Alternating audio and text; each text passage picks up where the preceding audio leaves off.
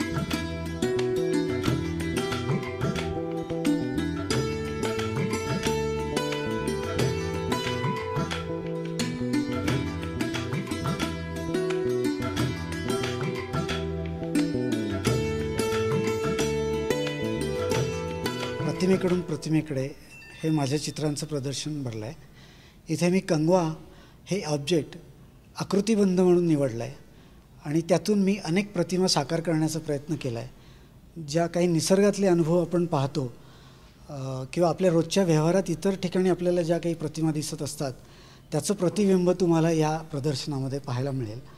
अगदी छोट्या उदाहरणात दाखवायचं असेल तर एक कंगव्यातनं निर्माण झालेली गोधडी आणि त्या गोधडीवर कंगव्याच्याच आकारातनं सहजगत्या बाळाची प्रतिमा निर्माण होते आणि गोधडीवर झोपलेलं बाळ आपल्याला तिकडे दिसायला लागतं।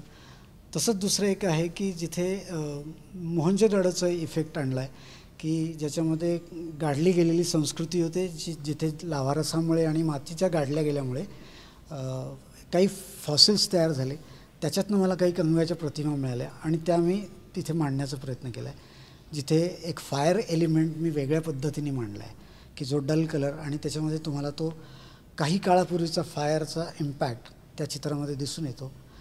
तिथे प्रतिमेकडे ही वळताना मी कलरचाही रेफरन्स जास्त वापरला। काही चित्रांमध्ये मी फक्त रेखाचित्र केलेली आहेत जिथे कुठलाही रंग नाही, शेड नाही, पण तरीसुद्धा त्यातनं त्या अवकाशाला साधण्याचा प्रयत्न केला आहे जिथे आपण त्या आकृतिबंधातनं आकार, आशय आणि अर्थाचा अनुभव घेऊ शकता। अशा तऱ्हेने वेगवेगळ्या प्रकारची वेगवेगळ्या माध्यमातनं केलेली चित्रं मी इथे प्रदर्शनासाठी मांडली आहेत।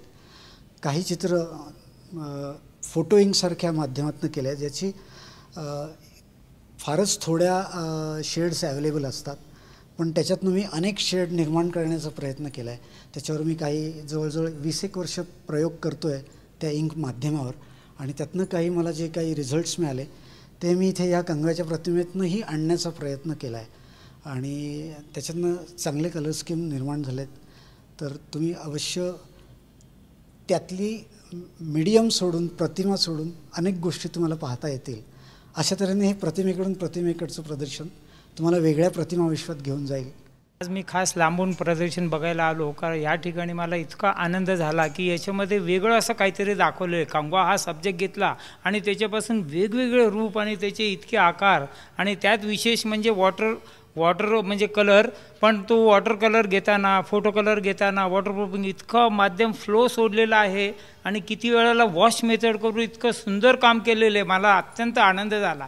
एवढं लांबून येण्याचं मला सार्थक झालं. खरोखरच आर्टिस्टला भविष्य फार उज्ज्वल आहे. आणि एवढं विशेष आहे की कलर फ्रेश आहेत, पॉझिटिव्ह आहेत, बघितल्यानंतर पॉझिटिव्ह एनर्जी तयार होती. अशा प्रकारचं पेंटिंग पाहिल्यानंतर खरंच कुणालाही घरात लावावंसं वाटतं आणि हे पेंटिंग खरंच सार्थक झाले असं मला वाटतं. आज इथेच थांबूयात. तुम्ही पाहत राहा फक्त आपला आवाज, हक्क तुमची, साथ आमची. धन्यवाद.